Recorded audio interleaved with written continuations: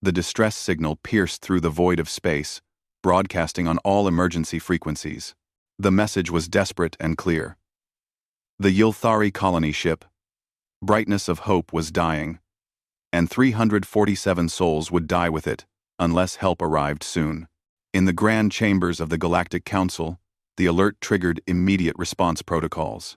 Ambassador Vren, a tall insectoid being whose species had maintained the emergency response network for 2 centuries, examined the data with his compound eyes. The situation was grave but manageable by galactic standards. The Ylthari vessel has suffered catastrophic engine failure, Vren announced to the assembled representatives.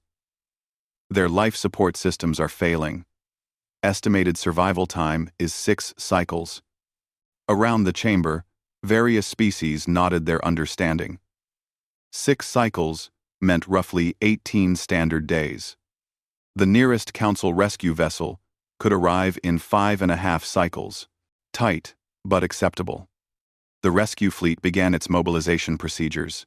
What no one in the Council chambers knew was that a small human merchant vessel had also received the signal. The Chen Ming was hauling manufactured goods from the human colony of New Seoul to a trading post 3 systems away. Captain Park Ji-woo was reviewing inventory reports when his communications officer, Lieutenant Han Yu-jin, suddenly straightened in her seat. "Captain, I'm picking up a distress call. It's Ylthari. Their colony ship is in serious trouble." Park was at her station in 3 long strides. He read the message twice, his face growing grim. The Chen Ming was 2.7 light-years from the Ylthari position. In his head, Park was already calculating vectors and fuel consumption. "How long to reach them?" he asked. Han worked her console rapidly. "At emergency speed, 28 hours. But Captain, we'll burn through 40% of our fuel reserves. And the Council hasn't assigned us to rescue operations yet." Park looked at the distress message again. 347 people. Families. Children. He thought about the regulations, the protocols, the proper channels.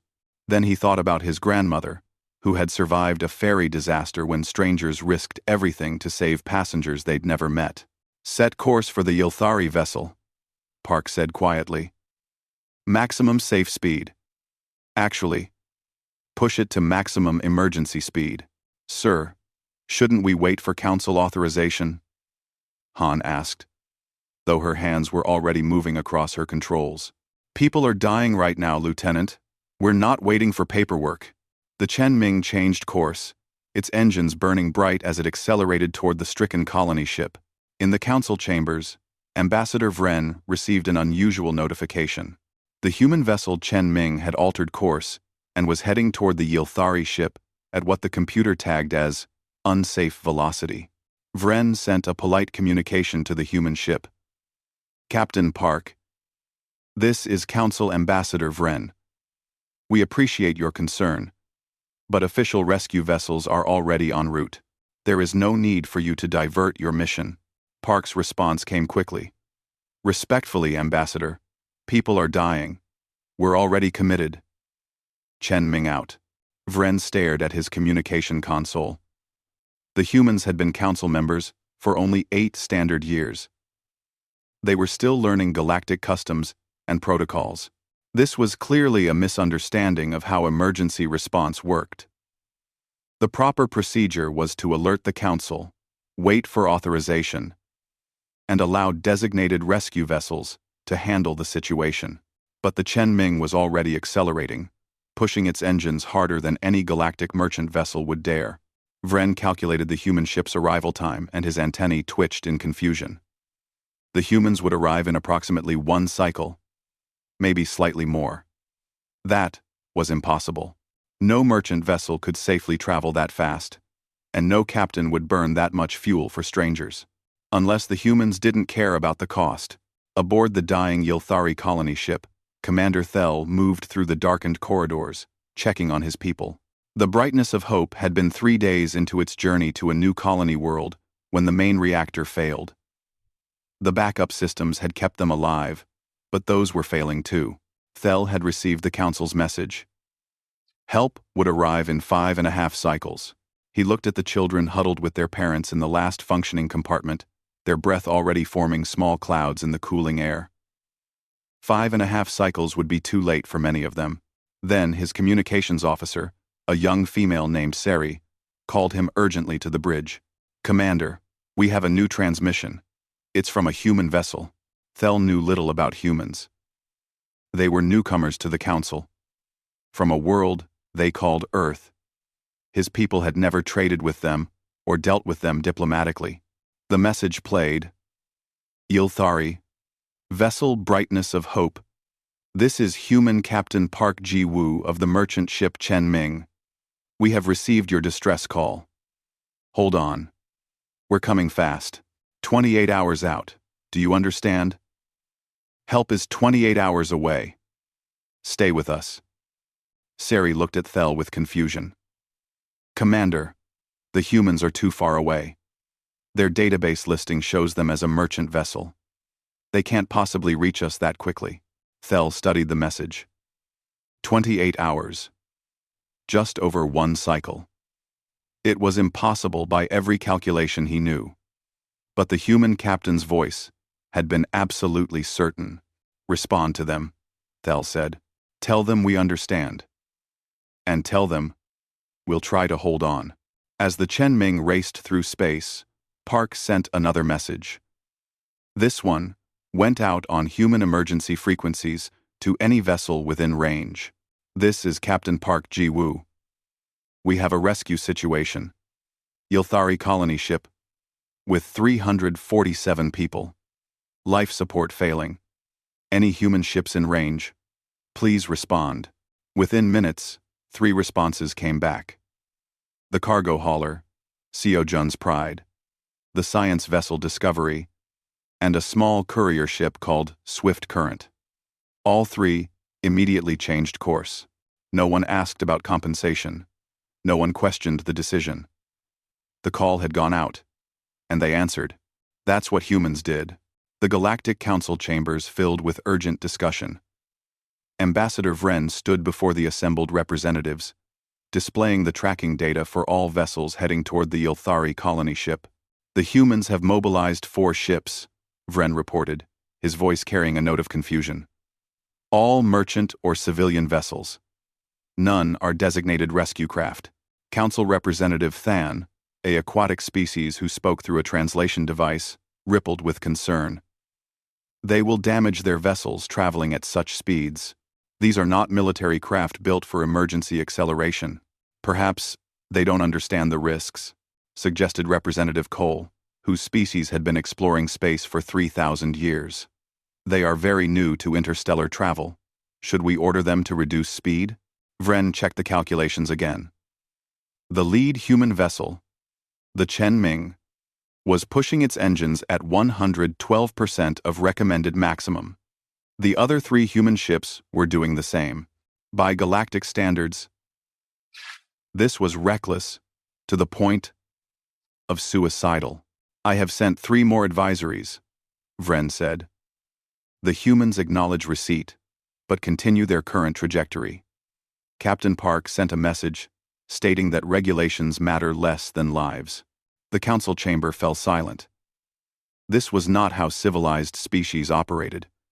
There were protocols for emergencies, proper procedures that balanced risk against reward, cost against benefit. The humans were spending enormous fuel reserves, risking their vessels and crews, for a ship full of strangers. "What is their estimated arrival time?" asked Representative Cole. "The Chen Ming will reach the Yilthari vessel in 1.1 cycles, approximately 26 hours. More silence. The official council rescue fleet wouldn't arrive for 5 more cycles. This is highly irregular," Cole said finally. "But if they reach the Yilthari first, they may destabilize the situation. Human rescue equipment isn't certified for Yilthari biology." "I believe," Vren said slowly. "The humans don't care about certification right now." Aboard the Chen Ming, Captain Park stood on the bridge, watching the countdown timer. 26 hours to the Yilthari ship. His engineering chief, Kim Min Seo, had joined him with a detailed report. We're running hot, Captain, Kim said. The engines can handle this speed, but we'll need a full maintenance cycle when we dock. And we're burning through fuel like you wouldn't believe. Kim, can we maintain speed? Park asked. Yes, sir, but the accountants are going to kill you when they see the fuel bill. Park smiled grimly. I'll take an angry accountant over dead children any day. Kim pulled up a schematic. All boarding pods are ready. Emergency life support packages are prepared. Medical bay is standing by. I've adapted our docking collars to match Yilthari ship configurations based on their public specifications. You designed adapters already? Started as soon as we changed course, Kim said with a shrug. Figured we'd need them. Our equipment is built modular for exactly this reason. Never know what kind of ship we'll need to help, Park nodded. This was why he loved his crew. No one had questioned the rescue mission. No one had complained about the fuel costs, or the engine strain, or the regulations they were bending. Someone needed help, so they helped. It was that simple. On the Yilthari colony ship, conditions were deteriorating. Commander Thel had moved everyone into the central compartment, the last space with marginally functional life support. The air was thin and cold. The children were quiet now, conserved their oxygen. Sari, his communications officer, kept the channel open to the approaching human ship. Every hour, Captain Park sent an update. Yilthari vessel, this is Chen Ming, 22 hours out. We're bringing emergency life support equipment and medical supplies. Can you provide us with your species' atmospheric requirements? Thel transmitted the data, then asked, Captain Park, how many people can your ship evacuate? There was a pause. Then Park's voice came back, warm and certain. All of you, Commander. One way or another. We'll get all of you. Thel looked around at his people. 347 Yilthari, from newborns to elders. The human ship was a merchant vessel, not a passenger liner. The math didn't work, but the human captain had sounded so sure. Captain Park, Thel said carefully, your vessel cannot possibly have capacity for this many evacuees. We appreciate your attempt, but perhaps you should preserve your resources for a partial evacuation. Another pause. When Park spoke again, his tone was firm.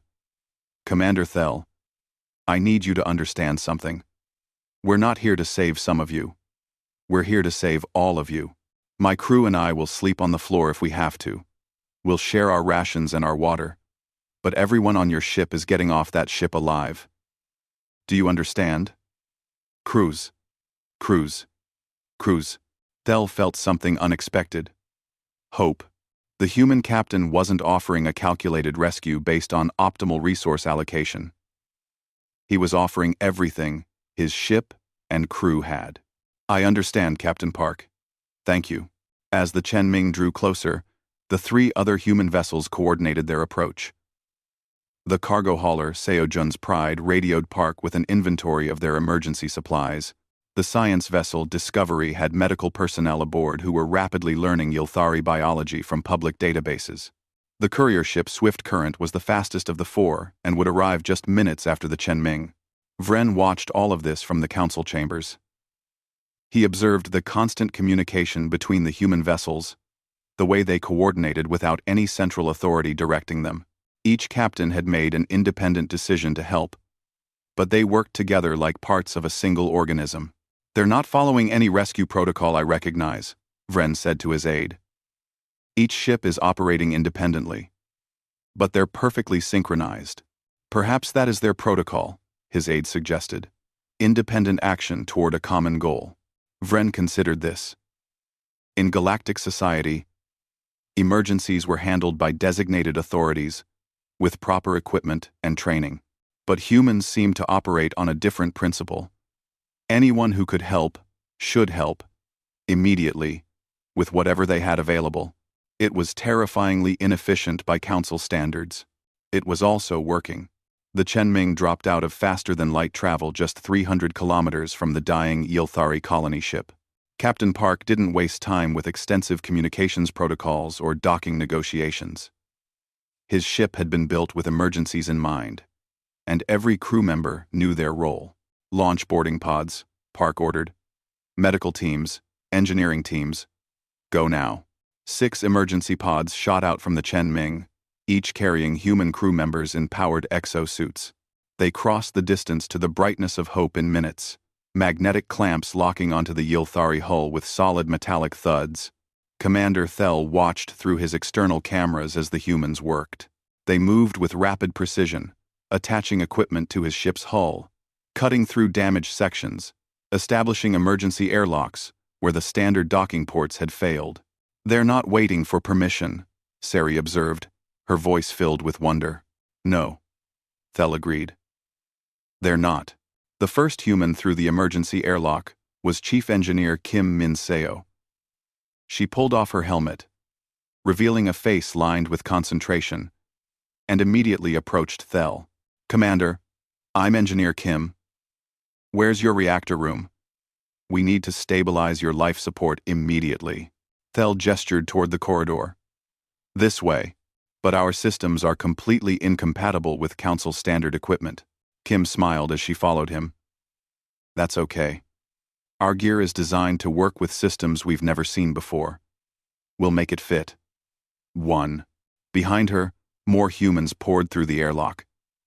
They carried equipment, medical supplies, portable life support generators. They moved through the cold corridors of the Yilthari ship like they'd trained for exactly this scenario. Because they had. In the central compartment, the Yilthari families watched nervously as human medical personnel approached. The humans were shorter than Yilthari, broader in build, with strange flat faces and small eyes, but their movements were gentle as they approached the children. Corporal Lee Sung-ho knelt beside a group of 3 Yilthari younglings who huddled together, their large eyes frightened. The children looked fragile, their fur dull from the poor conditions. Sung-ho felt his heart clench the way it always did when he saw scared kids. "Hey there," he said softly, even though they probably couldn't understand him. He pulled out a portable medical scanner. "I'm going to check to make sure you're okay. Is that all right?" The eldest child, maybe equivalent to a human 7-year-old, nodded cautiously. Sung-ho ran the scanner, checking oxygen saturation, body temperature, looking for signs of hypothermia or hypoxia. The readings made him frown. These children needed help soon. "All right, we're moving you to the warm section," Sung-ho said. He activated his exosuit's strength assistance and carefully lifted all 3 children at once, 1 in each arm and 1 on his back. They weighed almost nothing to the powered suit. The children's mother made a sound of alarm, but another human medic, Dr. Yoon, stepped forward with her translator device. "Your children are safe," Dr. Yoon said in translated Yilthari. "We're taking them where it's warmer and the air is better. You can come with us." The mother followed, along with dozens of other Yilthari families, as the humans led them toward the sections where portable life support units were already pumping warm, oxygen-rich air. In the reactor room, Engineer Kim worked with controlled urgency. The Yilthari power systems were indeed completely different from any human design. That didn't matter. Human engineering training emphasized adaptability and improvisation. "Okay," Kim said to her team. "We can't restart their reactor, but we can bypass the damaged sections and route auxiliary power to life support. Lieutenant Chen, get me those power transfer modules." "How do you know it will work?" asked the Yilthari engineer who was assisting them. "Our systems use completely different energy distribution methods." Kim looked up, her face smudged with something that might have been coolant. "Because energy is energy. The specifics change, but the fundamentals don't. We'll make it work." She pulled components from the human equipment, modified them on the spot with tools she'd brought, and integrated them with the Yilthari systems in ways that would make council inspectors have nervous breakdowns. But within 30 minutes, power was flowing again. Lights came back on. Warmth began spreading through the compartments. The air circulation systems coughed back to life. On the bridge of the Chen Ming, Captain Park monitored the situation while coordinating with the other approaching human vessels. Seojun's pride. What's your ita? He asked. 17 minutes, Captain, came the response. We've got food supplies, blankets, medical equipment. How many people are we loading? All of them, Park said. 347. There was a brief pause. That's a lot of people, Captain. That's exactly as many people as need to be saved, Park replied. Figure out the logistics. I know you will. Yes, sir. We'll make room. In the council chambers light years away, Ambassador Vren watched the feed from the Ylthari ship's external cameras. The humans had been aboard for less than an hour, and already the situation was transforming. The Ylthari ship was lighting up, section by section, as power returned. Impossible, Representative Cole muttered. They can't have repaired the reactor that quickly. They didn't repair it, Vren said, studying the data. They bypassed it entirely. They're using their own ship's power generation equipment to sustain the Ylthari life support systems. But that means the human ship is sharing its own power reserves, Than said, his translation device bubbling slightly. If their equipment fails, both ships will be without power. Yes, Vren said quietly. The humans are risking their own ship to save the Ylthari. Representative Cole shook his head in bewilderment. This makes no sense economically. The resources they're expending exceed the value of the Ylthari cargo by a factor of 10.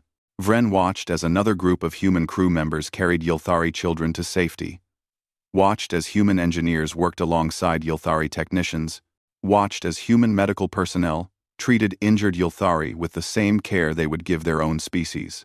I don't think, Vren said slowly. The humans are calculating economic value. Then what are they calculating? Vren thought about the messages from Captain Park, the instant response, the willingness to risk everything. I don't think they're calculating at all. I think they're simply helping because people need help. The concept was so foreign, so completely outside the framework of modern galactic civilization, that the council representatives sat in silence, trying to comprehend it. On the Ylthari ship, Commander Thel found Captain Park in one of the corridors. The human captain was helping move supplies, working alongside his crew despite his rank. Captain Park, Thel said. I must ask, why are you doing this? Your council didn't authorize this rescue. We have no trade agreements with humanity. We cannot possibly repay the resources you're spending. Park set down the container he was carrying and looked at Thel directly. His face was tired but determined. Commander, where I come from, we have an old saying. When someone is drowning, you don't check their bank account before throwing them a rope. You just throw the rope. Everything else can be figured out later. Captain Park was reviewing the stabilization progress when Lieutenant Han called urgently from the Chenming's bridge. Captain, we have a problem. The Ylthari ship is drifting. The reactor failure damaged their navigation systems worse than we thought. They're on a collision course with a debris field. Impact in 18 hours. Park's mind raced through options. The Chenming was already channeling power to the Ylthari life support. They'd stabilized the immediate emergency, but now faced a new crisis. The colony ship massed nearly 4 times what his merchant vessel did. Even with towing cables, the Chenming didn't have enough power to change the larger ship's course significantly. Get me, Commander Thel, Park said. Minutes later, both captains stood before a display showing the drift trajectory. The debris field was the remains of a destroyed space station. Thousands of fragments ranging from pebble-sized to pieces as large as buildings. A collision would tear the Ylthari ship apart. Our navigation is completely dead, Thel said, his translator converting his distressed sounds. When the reactor failed, it created a feedback surge that destroyed the guidance computers. Park studied the projection, calculating angles and thrust vectors in his head. Then his communicator chirped. It was Captain Choi Minji of the Swift Current, the small courier ship. Park, I'm 4 hours out. I see the problem on the tracking data. What do you need? Park explained the situation. The Swift Current was the smallest vessel in the human rescue fleet. Barely a tenth the mass of the Chenming. Using it to push the colony ship seemed impossible. "We need to change the Yilthari ship's course by at least 15 degrees, Park said. "The Chen Ming can pull from this side, but we don't have enough thrust to do it alone. Even with your help, I'm not sure the physics work." There was a pause. Then Choi's voice came back, thoughtful but determined. "What if we don't pull or push? What if we vector?" "Explain," Park said. "The Chen Ming pulls from the bow at a 45-degree angle. My ship pushes from the stern at the opposite angle. The Seo Jun's Pride is big enough to provide power transfer for both operations, and the Discovery has the computing power to calculate the precise thrust we need for each ship. We create a coordinated thrust pattern that rotates the colony ship on its axis, while also changing its forward momentum." Park worked through the math. It was complex and would require perfect timing between 4 ships, but it could work. "That's going to take every bit of fuel and power we have," Park said. "Yes," Choi agreed simply. "So, let's make sure we do it right the first time." In the council chambers, Ambassador Vren received the human communication explaining their plan. He immediately brought it to the assembled representatives. A galactic engineering expert was summoned to analyze the proposal. "This is extraordinarily dangerous," the expert said after reviewing the data.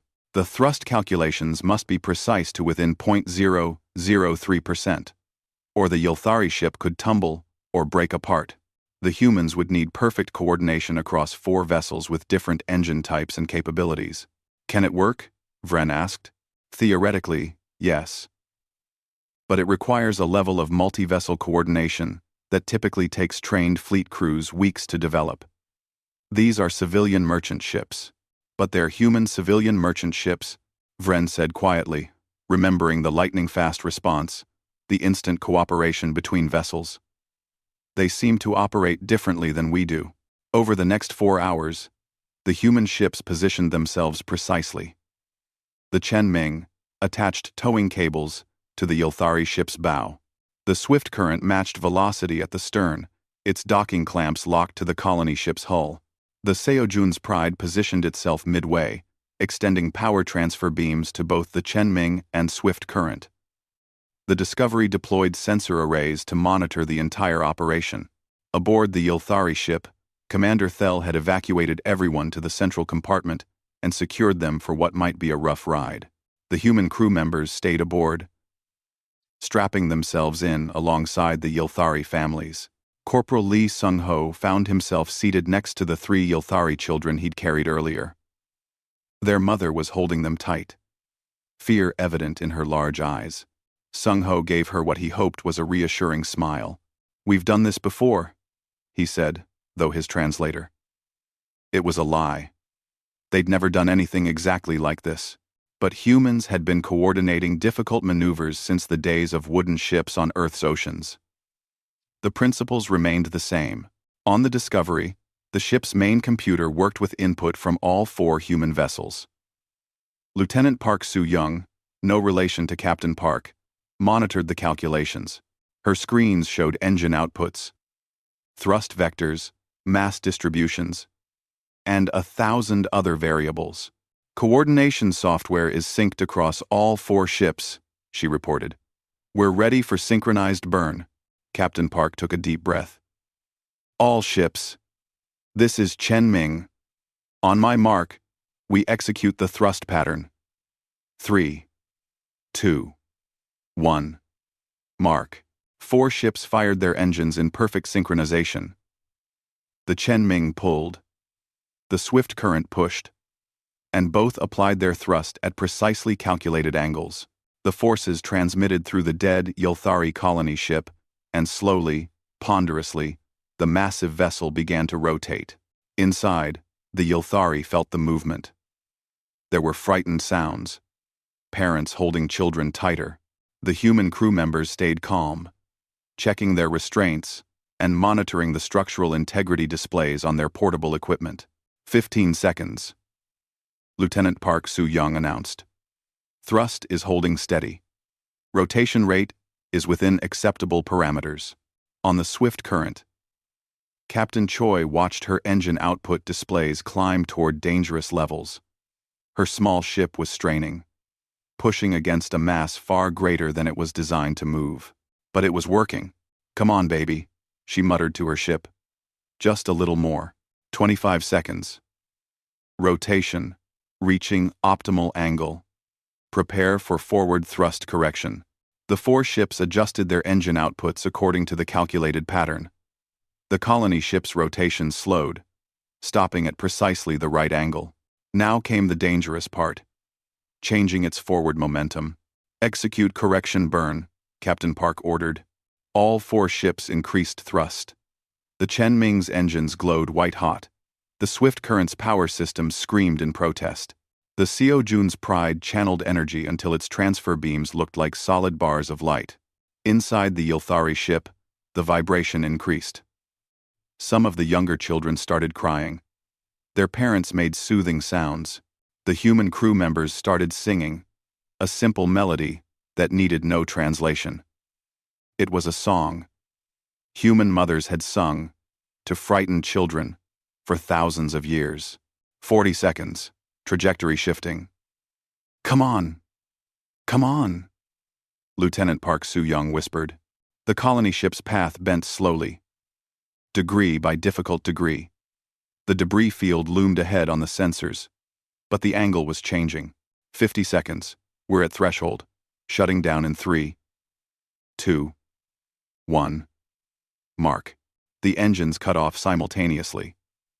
For a moment, everything was silent, except for the normal sounds of life support and the gradually quieting children. Then, the computer displays updated with the new trajectory. The Ylthari colony ship would miss the debris field by 70 kilometers. On the Chen-Ming's bridge, Captain Park let out a breath he hadn't known he was holding. "All ships, excellent work. Let's get these people somewhere safe." The official council rescue fleet arrived 30 hours later to find a scene that defied their understanding of emergency response. The Ylthari colony ship, still powerless but stable, was being escorted by 4 human vessels.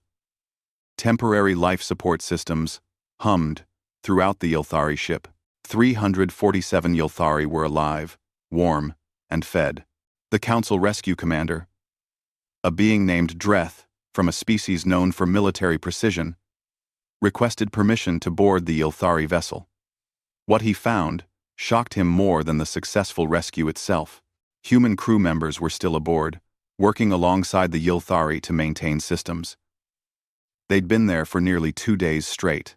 In the central compartment, Dreth found Captain Park helping distribute meal rations, sitting on the floor with Ylthari families, showing children pictures of Earth on his personal display device.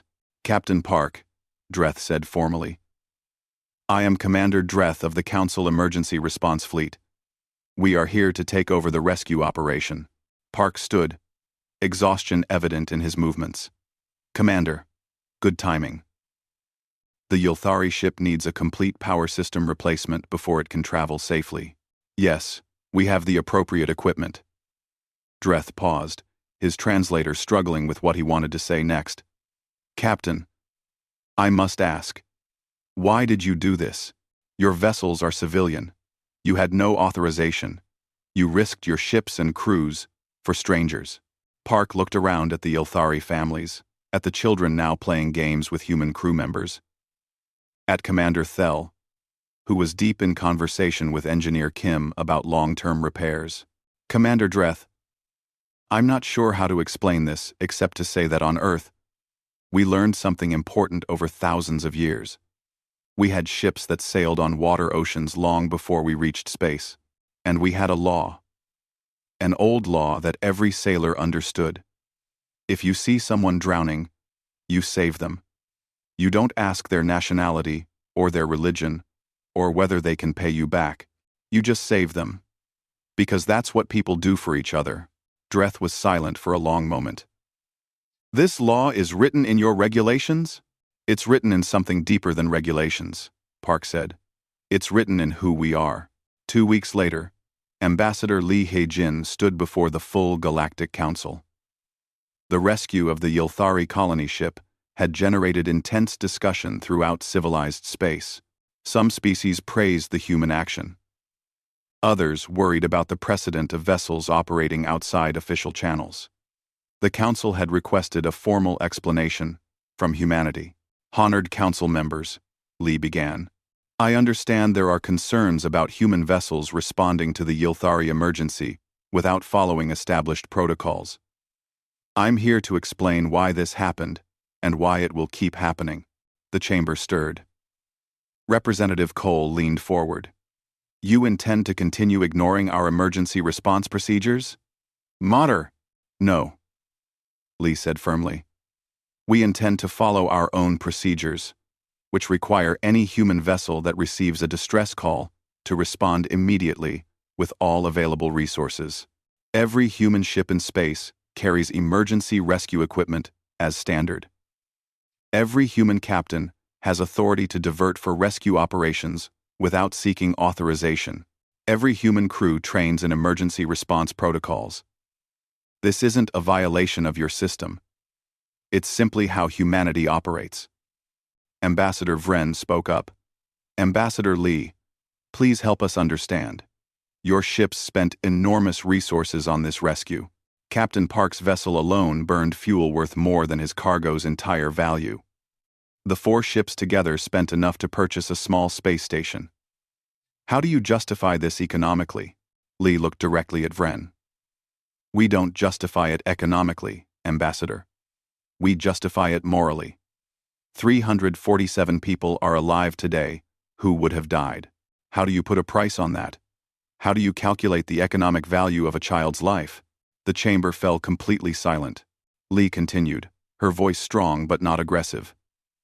I know that, by galactic standards, humanity is very young. We've been in space for barely a century. We've been council members for only 8 years. But we've been alive as a species for hundreds of thousands of years. And we've learned some lessons that I think got forgotten out here, among the stars. The most important lesson is this. We're all in this together. Every thinking being who looks up at the stars and feels wonder. Every parent who protects their children. Every person who creates art, or solves problems, or dreams of tomorrow. We're all the same in the ways that matter most. And when one of us falls, the others pick them up. Not because it's profitable. Not because it's strategically advantageous. But because it's right. Representative Than's translator bubbled softly. This is a beautiful philosophy, Ambassador Lee. But philosophy does not rescue people. The Council has spent thousands of years developing efficient emergency response systems. With respect, Lee said. I don't think your system is as efficient as you believe. When the Yilthari called for help, your fastest response time was 5.5 days. Our ships arrived in 1 day. We had people working to save lives while your rescue fleet was still preparing to launch. Because you were reckless, Cole interjected. You risked your vessels and crews. Yes, we did. Lee agreed. We risked everything we had to save people we'd never met. And we'd do it again tomorrow. That's not recklessness, Representative Cole. That's commitment. That's what it means to be part of a civilization. Vren spoke again, his voice thoughtful. Ambassador Lee, if I understand correctly, you're suggesting that the entire human approach to space travel is built around the possibility of emergency rescue? Exactly, Lee said. Our ships are designed to be rescue vessels first, and cargo haulers second. Our captains are trained in emergency response before they're certified to carry goods. Our culture of space travel is built on the foundation that we're all each other's lifeline out here in the void. Because that's what space is, isn't it? A vast emptiness, where the only thing standing between us and death is each other. She let that sink in before continuing. The Yilthari aren't our trade partners. We share no political agreements. Before this rescue, most humans had never even seen a Yilthari person. But when they called for help, 4 human ships changed course without hesitation. That's not unique to those 4 captains. That's every human ship in space. That's what we do. AP. Commander Thel, who had been invited to observe the proceedings, stood up. Vren gestured approval. Thel's translator converted his words carefully. I am Commander Thel, of the Yilthari colony ship, Brightness of Hope. I speak for 347 people who are alive because of what Ambassador Lee describes. Before the humans arrived, I watched my people slowly suffocating. I watched children struggling to breathe. I knew help was coming. His voice grew stronger. Then Captain Park called us. He didn't explain that help was officially authorized. He didn't calculate the economic cost. He simply said, "We're coming. Hold on." And they came. They risked their ships. They shared their food and their warmth. They worked for 2 days without rest to keep us alive. One of their medics, Corporal Lee, carried my nephew and his siblings to safety. He sang to them when they were frightened during the course correction. Thel looked around the chamber. You debate their methods and their protocols, but I tell you that humanity has shown us what civilization truly means. It's not about having the most advanced technology or the most efficient systems. It's about caring enough to act when action is needed. The council chamber remained quiet for a long moment after Thel finished speaking. Finally, Ambassador Vren stood. I propose a motion. The council should establish a new emergency response framework based on the human model.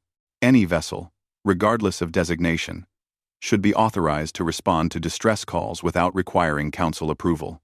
The emergency response network should be restructured to emphasize rapid action over optimal resource allocation. Representative Cole looked shocked.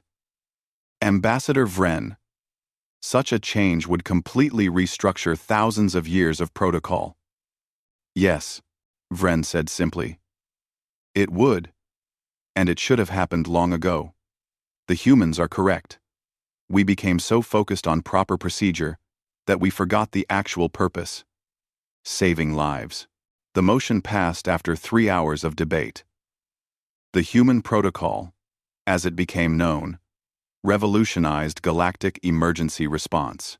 Within a year, 17 species had requested joint training with human rescue crews. Within 5 years, average emergency response times across council space had dropped by 60%. But the real change wasn't in the statistics. 10 years after the Yilthari rescue, Captain Park Ji-woo, now retired, received a message. It was from Thel's nephew, one of the children Corporal Lee had carried to safety. The young Yilthari, now studying engineering, had written, You taught us that civilization isn't measured by technology or territory.